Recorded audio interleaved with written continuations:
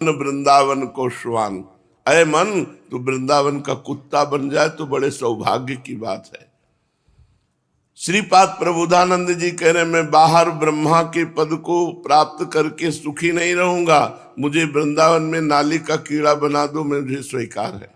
वृंदावन के नाली का कीड़ा, वृंदावन का कुत्ता, वृंदावन के पशु पंक्षी, लता गुल्म औषधि बनने के लिए तो बड़े बड़े महापुरुष याचना करते हैं।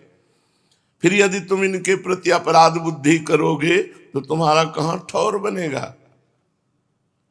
यदि वृंदावन में जितने भी जड़ चेतन हैं इनको सच्चिदानंद स्वरूप मानोगे और निष्कपट भाव से इनके प्रति नमन बुद्धि रखकर बात करोगे, ब्रजवासी हैं, वृंदावन वासी है, चाहे कोई भी जीव जंतु हो, बड़े भाव से आदर के साथ उसको ऐसा नहीं कि कुत्ता है डंडा लेकर मारो।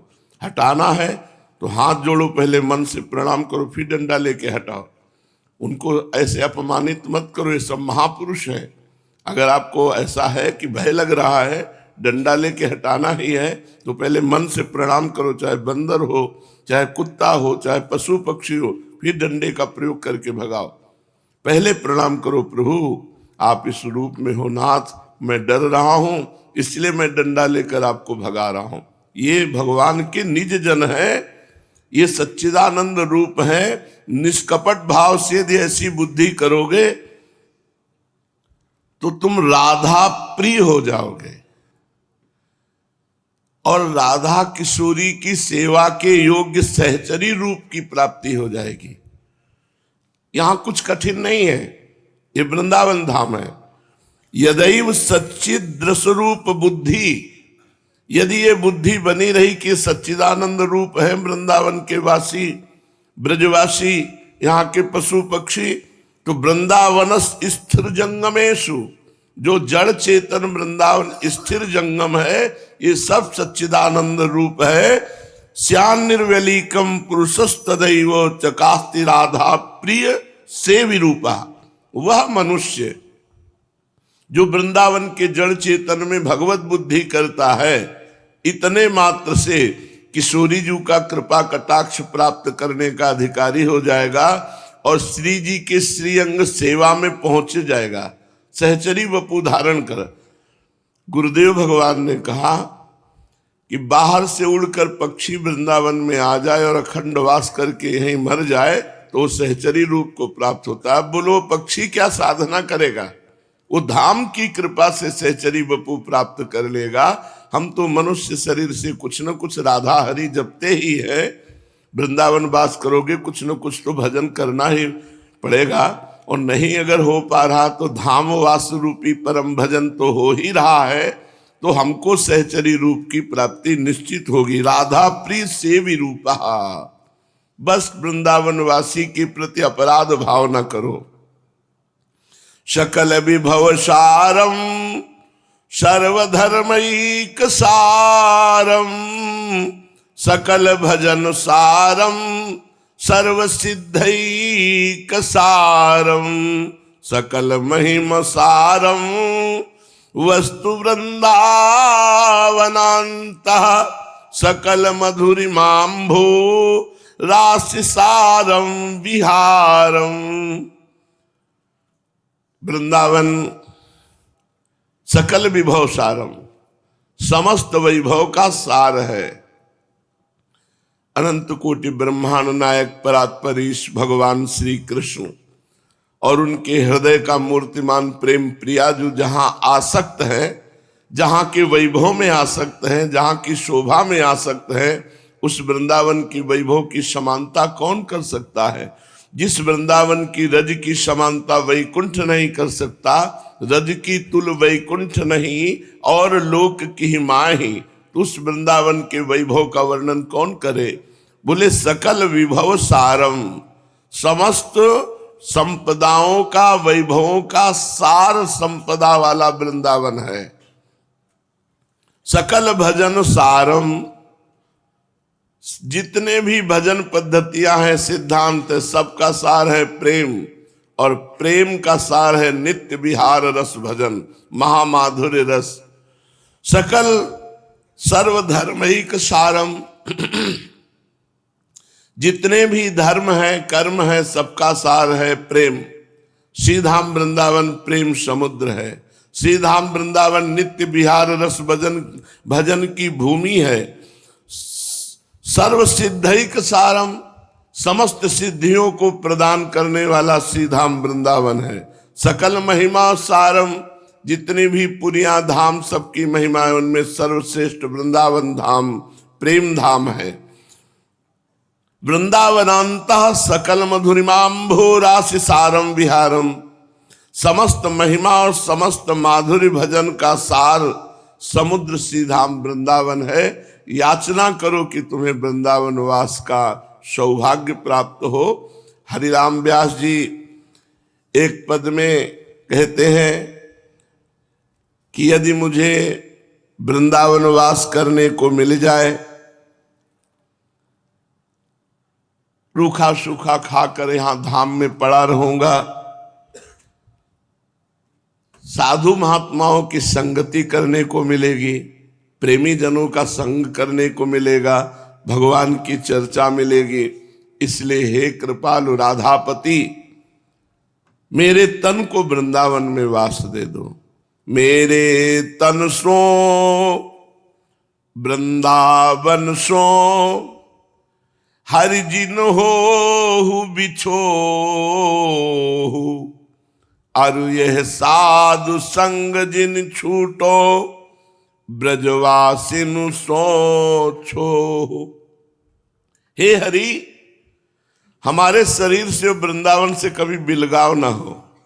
मेरे तन सो वृंदावन सो हरि जिन हो बिछो, कभी बिलगाव न हो, अर्थात अखंड वृंदावन वास हो। मेरा शरीर कभी वृंदावन की रज से बाहर न जाए। सच्ची मानिए, बड़ा सौभाग्य है जिनके मन में बात बैठ गई कि ये सब बाहरी बातें हैं, 4 दिन के बाद तो मर ही जाना है। कितना भी कमा लो, कितना महल बना लो, कितना बैंक बैलेंस कर लोगे, यहां से कुछ ले जाओगे क्या? नहीं। तो चलो वृंदावन अखंड वास करते हैं, प्रिया प्रीतम का भजन करके आवागमन चक्र को नष्ट कर देते हैं। तो हरि से प्रार्थना करते हैं हरिराम व्यास जी, मेरे तन सो वृंदावन सो हरि जिन हो बिछो। मेरे शरीर से और वृंदावन से कभी बिलगाव न हो, कभी वियोग न हो, अर्थात अखंड वृंदावन वास हो। और वृंदावन वास का लाभ, अरु यह साधु संग जिन छूटो, कभी संतों का संग न छूटे, सदैव हमें सत्संग प्राप्त रहे। सत्संग जैसे रोज हम मकान पे झाड़ू पोछा लगाते हैं तो चमकता है आंगन, ऐसे हमारे इस शरीर का हृदय रूपी आंगन रोज सत्संग सुनते हैं तो इसके मलों का नाश होता है, अज्ञान अविद्या के, और नया उत्साह भजन का और भजन की सावधानी का, सिद्धांतों का हमारे हृदय में प्रकाश होता है। सबसे दुर्लभ है साधु संग। अगर साधु संग नहीं मिला तो वृंदावन रहते हुए भी रंग नहीं आएगा, अपराध बन जाएगा। सावधानी से न रहा जाए तो अब यहां सबसे बड़ी सावधानी है, सत्संग सुनो, नाम जप करो, वाणी पाठ करो, गर्दन झुकाओ, अपनी कुटिया चले जाओ। किसी से बीच में बात न करो।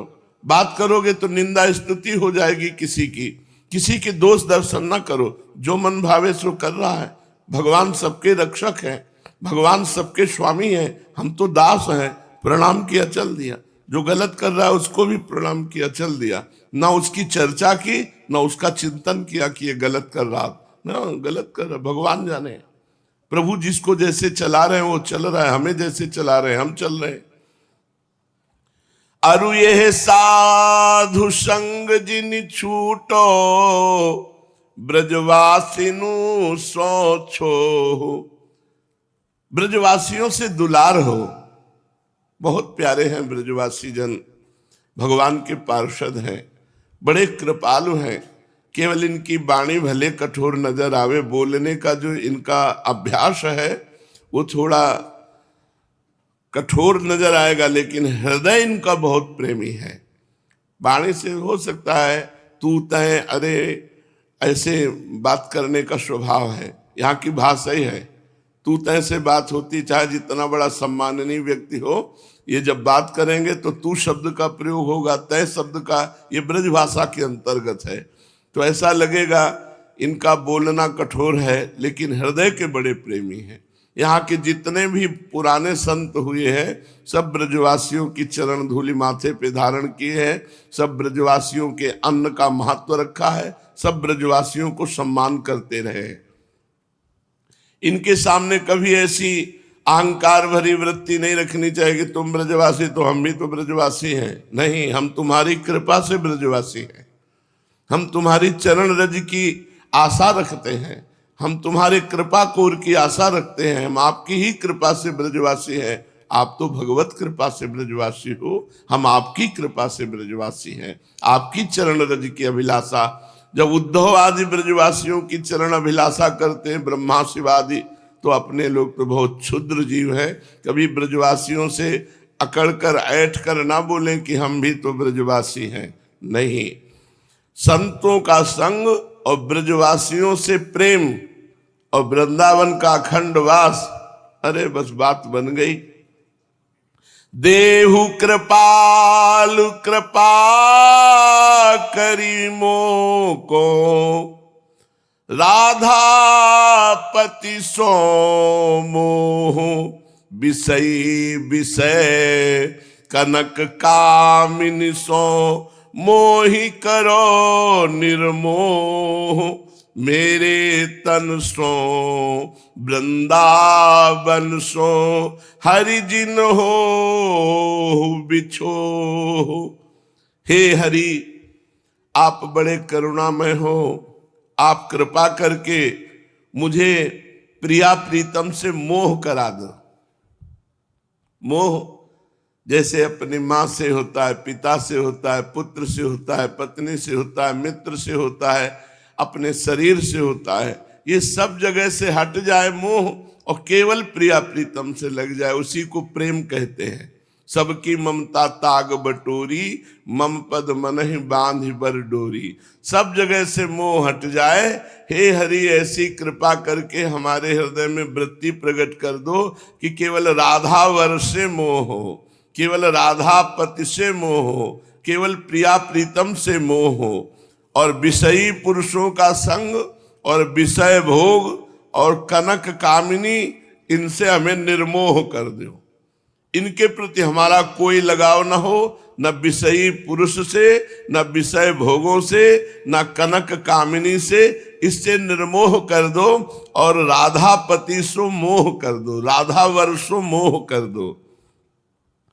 चारि चरण रज पारस परस्यो, चाहत हो मन लो, रागादिक बैरनि में व्यास ही, मोहन करहु निलो, मेरे तन सो वृंदावन सो हरि जिन हो बिछो। चार चरण, दो प्रियाजू के चरण और दो लालजू के चरण। ये चार चरण जब इस रज में स्पर्श करते हैं तो ये पारस के समान हो जाती है। हमारा मन लोहा है और जब इस रज का सेवन करते हैं तो जैसे पारस के स्पर्श से लोहा सोना हो जाता है, ऐसे रज रानी के स्पर्श से हमारा मन प्रेमी हो जाता है, प्रिया प्रीतम का प्रेमी, श्यामा श्याम का प्रेमी हो जाता है। हे हरि, ऐसी कृपा करो कि ये दुष्ट स्वभाव वाले जो राग द्वेष हैं, ये जो बैर पैदा करने वाले आचरण हैं, ये हमारे जीवन में कभी ना आवे। वृंदावन का वास हो अखंड, रसिकों का संग हो, ब्रजवासियों का दुलार हो, राधापति से मोह हो, कनक कामिनी विषयी विषय, इनसे हमारा निर्मोह हो, और रजरानी का खूब अभिषेक हो, और वृंदावन में प्रिया प्रीतम के गुण गा के परे रहे, इससे बड़ा कोई लाभ नहीं। ये सबसे बड़ा लाभ है। पूज्यपाद श्री सीताराम दास जी, ओंकार नाथ जी महाराज बहुत बड़े नाम प्रेमी हैं। हे भाई, हरेर नाम हरेर नामैव केवलम कलौ नास्तेव नास्तेव नास्तेव गतिरन्यथा। हरि नाम बस केवल हरि का नाम। इस कलयुग में हरि नाम के अतिरिक्त और कोई गति नहीं, कोई गति नहीं, कोई गति नहीं। 3 बार कहा हरेर नामैव केवलम कलौ नास्तेव नास्तेव नास्तेव गतिरन्यथा। कलयुग में अन्य कोई गति नहीं, केवल भगवन नाम है, केवल भगवन नाम, केवल भगवन नाम। ये त्रिवार परम सत्य प्रमाणित करने के लिए कहा जाता है। कोई बात कही जाए तो त्रिवाचा कही जाती, 3 बार बोलो अर्थात परम सत्य बात हो जाएगी अगर 3 बार बोलोगे। हे प्रीतम, तुम नाम ले लो, ये मेरा त्रिवार निर्देश है। नाम ही ईश्वर है। जिज्ञासु भक्तों, ये शपथ पूर्वक श्री कृष्ण द्वैपायन व्यासदेव जी ने कहा कि हरेर नाम हरेर नामैव केवलम कलौ नास्तेव नास्तेव नास्तेव गति अन्यथा। केवल हरि नाम, केवल हरि नाम, केवल हरि नाम इस कलयुग में गति है। नाम के अतिरिक्त कोई गति नहीं है, कोई गति नहीं है, कोई गति नहीं है।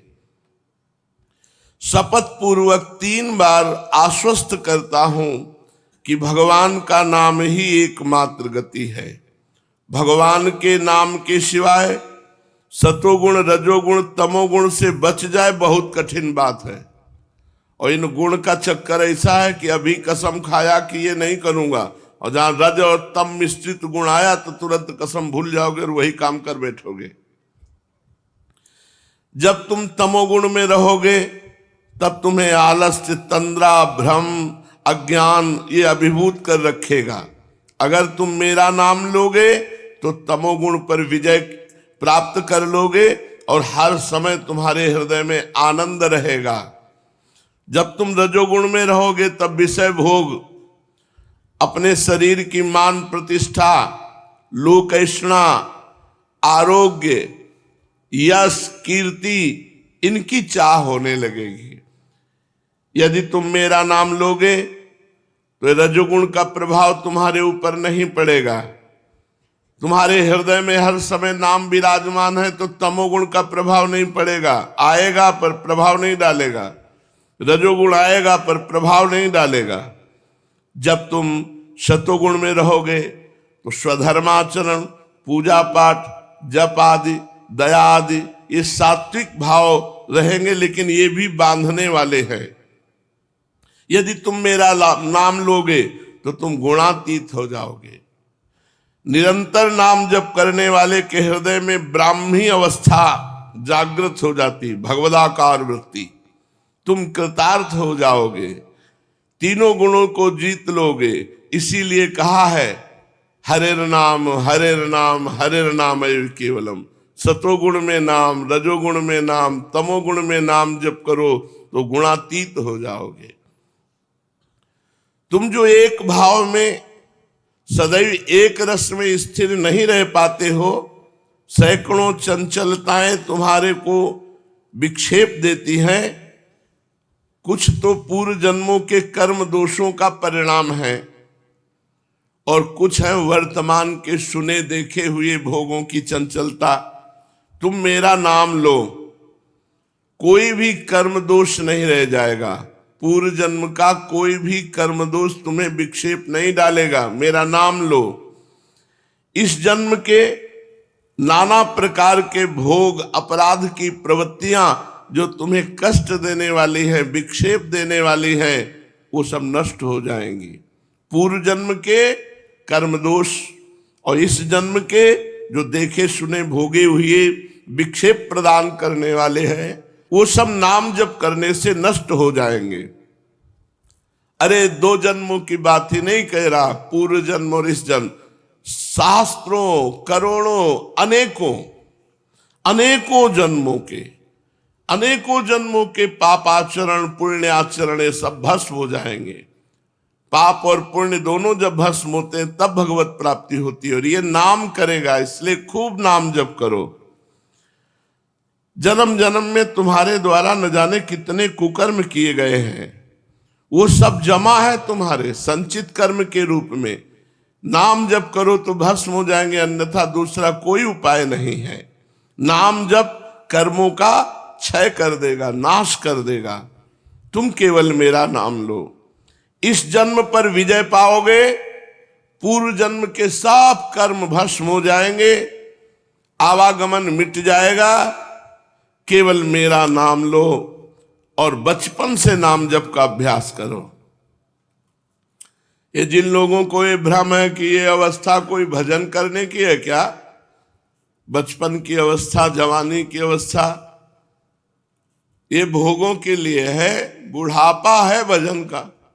तो किसी बूढ़े से पूछो कितना भजन करते हो, जो बचपन में भजन न किया हो, जवानी में भजन न किया हो।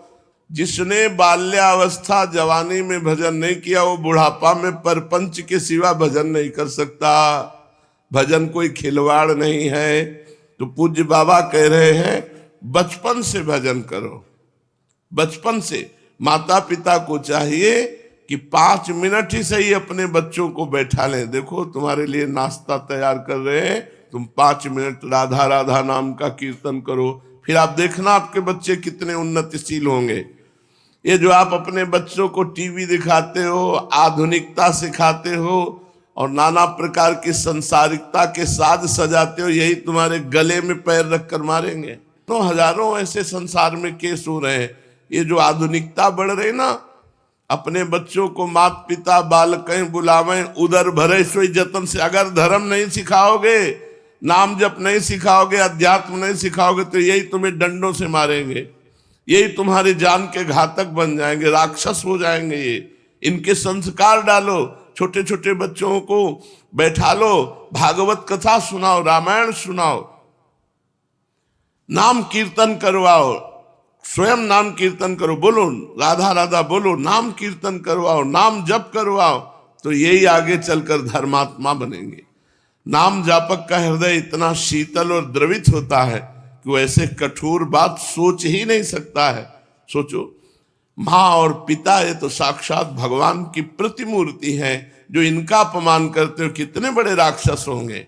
ये कलयुग का प्रभाव है। माँ नहीं मात, पिता नहीं देवा, और साधुन से करवावें सेवा। एक इंजीनियर आए थे गुरु जी के यहाँ, तो गुरु जी तो सेवा में थे, सुकुमारी शरण गुरु जी की सेवा में थे, गुरु जी श्री जी की सेवा में थे। तो जब बाहर निकले तो सुकुमारी शरण कहा, ए बाबा जरा पानी लाना। और गुरु जी अंदर बैठे, बाहर निकल आए। क्या कहा? अब तो घबरा गए, नहीं अपने शब्द दोबारा बोलो। तो उनका, ए बाबा पानी लाना, तुम्हारे नौकर है, अगर तुम्हें प्यास लगी थी तो तुम्हें दैन्यता से मांगना चाहिए, तो साधुन ते करवावे सेवा। प्यास लगी, पानी मिलेगा, याचना कर सकते हो, आज्ञा नहीं दे सकते, ए पानी लाना, तुम्हारे नौकर है, चलो निकलो, दोबारा यहां मत आना, हटा दिया।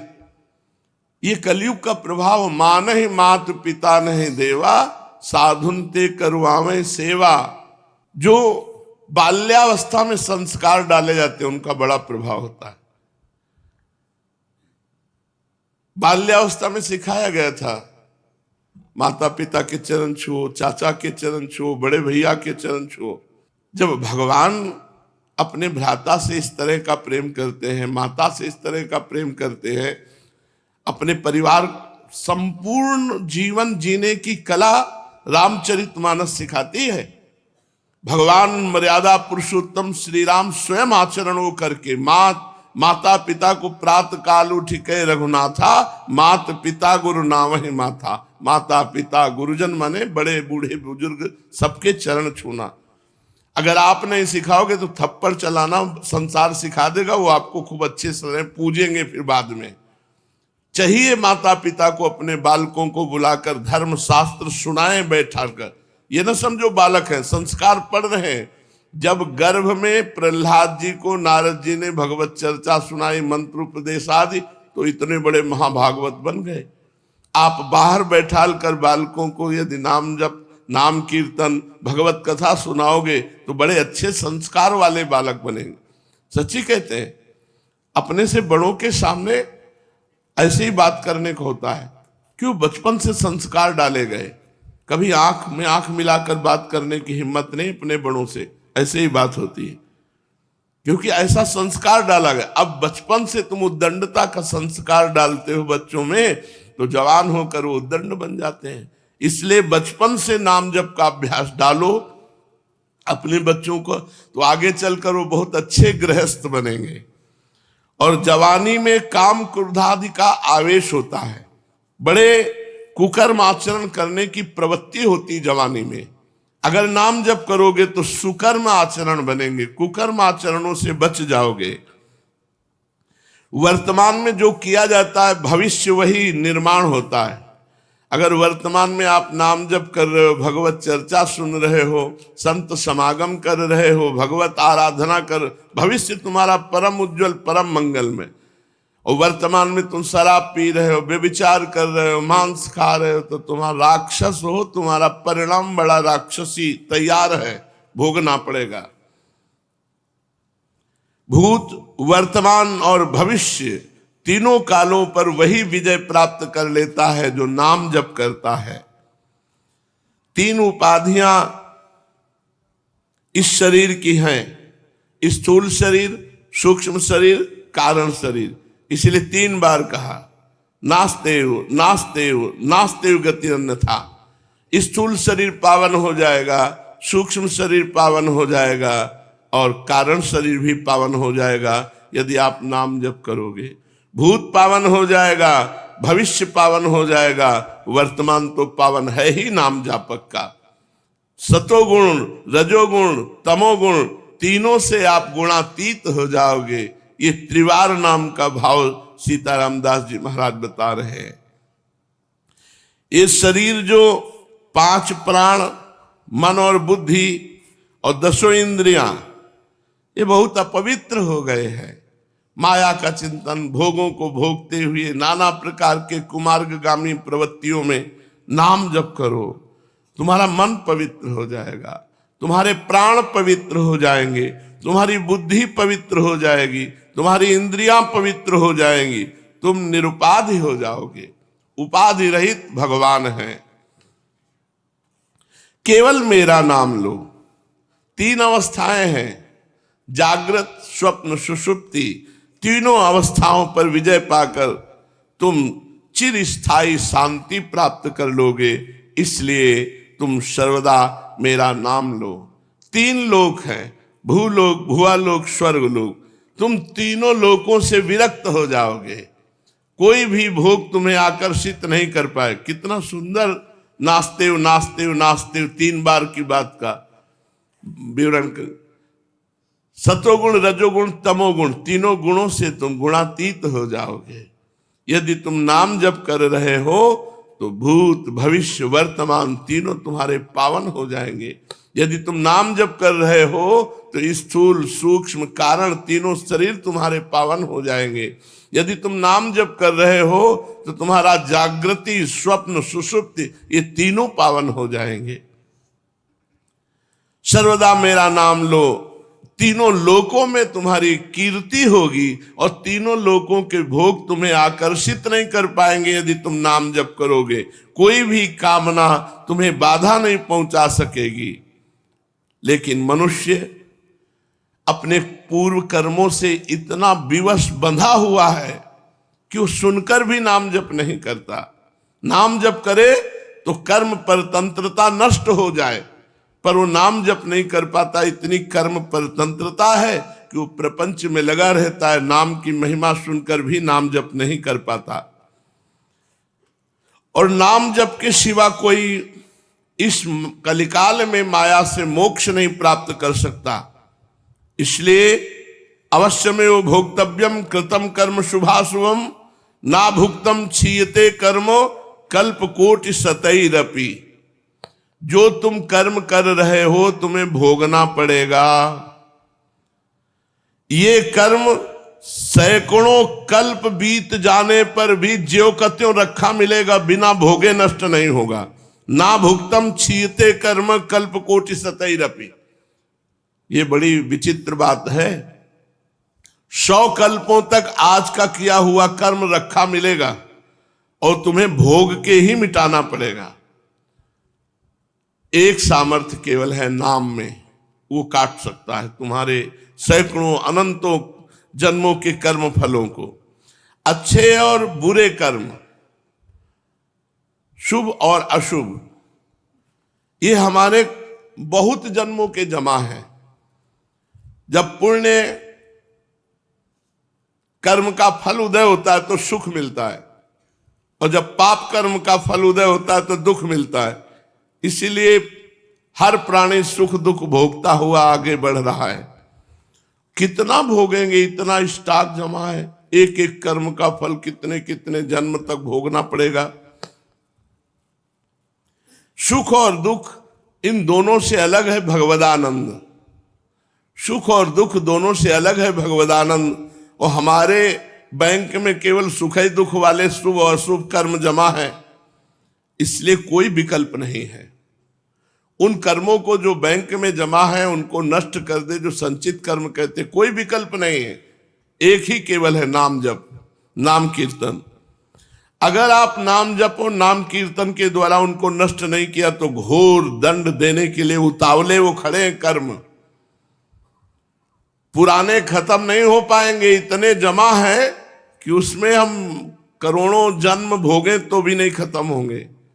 इसलिए बात मान लो, कोई विकल्प नहीं है, एक ही है, नाम जप करो। फिर भी तुम ये सुनकर हताश मत हो। कलयुग में नाम जप की बड़ी महिमा है, नाम कीर्तन की बड़ी महिमा है।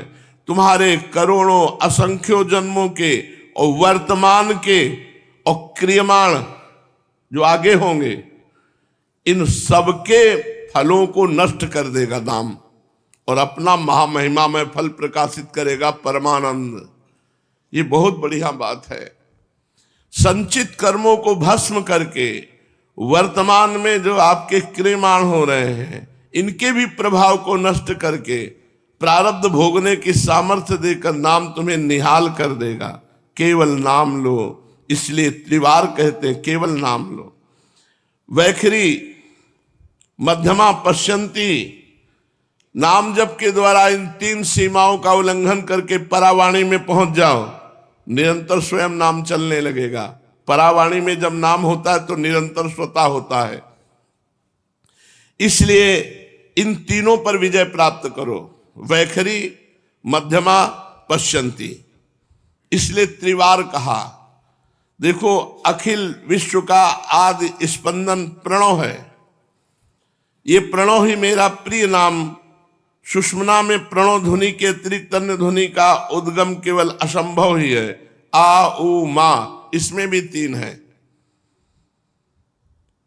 इसलिए जब तुम नाम जप करोगे तो इन तीनों की अभिव्यक्ति आपके सुषुम्ना में अपने आप हो जाएगी। ब्रह्म सत्य है, ज्ञानमय है, अनंतमय है, शुद्ध है, परब्रह्म है, स्वयंभू है, नित्य है, अविभाज्य है, आनंद है। सत्यम ज्ञानम अनंतम ब्रह्म विशुद्धम परम स्वता सिद्धम नित्यानंदैक रसम प्रत्यग भिन्नम निरंतरम जयति। इसलिए जिसकी जयति है वो परब्रह्म का नाम है। उसी नाम से इस परब्रह्म तत्व की अनुभूति होती है। तुम्हें जो नाम मिला है, तुम खूब निरंतर उस नाम को जप करो, जिससे परब्रह्म परमात्मा की प्राप्ति हो जाएगी। त्रिगुणमयी माया से मुक्त हो जाओगे। श्रीमद् भागवत महापुराण। भगवान श्री कृष्णचंद्र जो महाराज ब्रह्मचारी के धर्म का वर्णन कर रहे हैं। 4 आश्रम है, ब्रह्मचर्य, गृहस्थ, वानप्रस्थ, सन्यास। जब स्नान करे, भोजन करे, हवन करे, जप करे, या मलमूत्र का त्याग करे, उस समय मौन रहना चाहिए ब्रह्मचारी को। ब्रह्मचर्य का पालन करे, स्वयं तो कभी ब्रह्मचर्य का नाश न करे। यदि स्वप्न आदि में ब्रह्मचर्य नष्ट हो जाए तो प्राणायाम करके मंत्र जाप करे। ब्रह्मचारी को पवित्रता के साथ एकाग्रचित होकर के अग्नि, सूर्य, आचार्य, गौ, ब्राह्मण, गुरु, वृद्धजन और देवताओं की उपासना करनी चाहिए। त्रिकाल संध्या ब्रह्मचारी को करनी चाहिए। गुरु को मेरा ही स्वरूप समझे, कभी गुरु का तिरस्कार न करे। गुरु को साधारण मनुष्य समझकर उन पर दोष दृष्टि न करे, क्योंकि गुरु सर्वदेवमय होता है। सायंकाल और प्रातः काल दोनों समय जो कुछ भिक्षा में अन्न आदि मिल जाए वो गुरुदेव के आगे रख दे, और गुरुदेव आज्ञा करे तो भोजन करे, नहीं प्रणाम करके भूखा ही रह जाए। गुरु यदि जाते हो तो उनके पीछे पीछे चले। जब गुरु सो जाए तब चाहिए ब्रह्मचारी को दूर हट करके और फिर सोवे। अगर गुरु थके हो तो उनके पास बैठकर चरण दबावे, और अगर गुरु बैठे हो तो हाथ जोड़कर खड़ा रहे जब तक वो आज्ञा न करे। इस प्रकार एक अत्यंत छोटे व्यक्ति की भांति गुरुदेव की जब सेवा शुश्रूषा की जाती है तब जाकर के परब्रह्म परमात्मा की अनुभूति की योग्यता होती है। जब तक गुरु के समीप शिक्षा दीक्षा प्राप्त करे तब तक भोगों से दूर रहकर गुरुकुल में निवास करे और कभी अपना ब्रह्मचर्य व्रत खंडित ना करे। अगर ब्रह्मचारी को यह विचार है कि मैं मूर्तिमान वेदों के निवास स्थान ब्रह्मलोक को जाऊं, तो उसे आजीवन नैष्ठिक ब्रह्मचर्य व्रत ग्रहण कर लेना चाहिए। वेदों के स्वाध्याय के लिए अपना सारा जीवन गुरु की सेवा में समर्पित कर देना चाहिए। जो आजीवन ब्रह्मचर्य रहना चाहते हैं उनको विपरीत शरीरों के संसर्ग से बचना चाहिए। जैसे स्त्री शरीर तो पुरुष शरीर के संसर्ग से, पुरुष शरीर तो स्त्री संसर्ग से। जब ब्रह्मचारी ब्रह्मचर्य रहता तो सचमुच वो ब्रह्म तेज संपन्न हो जाता है, फिर उसे कोई दबा नहीं सकता। ब्रह्म तेज से संपन्न ब्रह्मचारी को कोई भी नहीं दबा सकता, भूत प्रेत यक्ष राक्षस पिशाच कोई भी नहीं। और ब्रह्मचर्य से ही उसके सारे पाप नष्ट हो जाते हैं। ब्रह्मचारी को चाहिए कि अग्नि, गुरुदेव और शरीर के अंतर्गत मैं विराजमान हूं, मेरी उपासना से ही सेवन करे। गुरुदेव साक्षात भगवान, अग्नि साक्षात भगवान और हमारे हृदय में साक्षात भगवान, और सबके हृदय में एक ही परमात्मा विराजमान है, ऐसा भाव करे। ब्रह्मचारी, वानप्रस्थ और विरक्त सन्यासी को चाहिए कि स्त्रियों को देखना, स्त्रियों का स्पर्श करना, स्त्रियों से बातचीत करना, स्त्रियों से हंसी मस्करी करना, ये दूर से ही त्याग दे। और कोई भी पशु पक्षी अगर मैथुन कर रहा हो, उस पर दृष्टि पड़ जाए तो तुरंत दृष्टि हटाकर प्रणाम करो और दोबारा उधर दृष्टि मत डालना। प्रिय उद्धव, ब्रह्मचारी को हर समय पवित्र रहना चाहिए। शरीर पवित्र, वस्त्र पवित्र, वाणी पवित्र, चिंतन पवित्र। कभी मुंह जूठा नहीं रखना चाहिए, आचमन करके रखना चाहिए। कुछ भी खाए पिए तुरंत कुल्ला करे, आचमन करे। जरा भी अपवित्रता हो तो स्नान करे। त्रिकाल संध्या, तीर्थ सेवन, मंत्र जप, समस्त प्राणियों में भगवान को देखना, मन, वाणी और शरीर का संयम, ये ब्रह्मचारी के लिए परम आवश्यक है।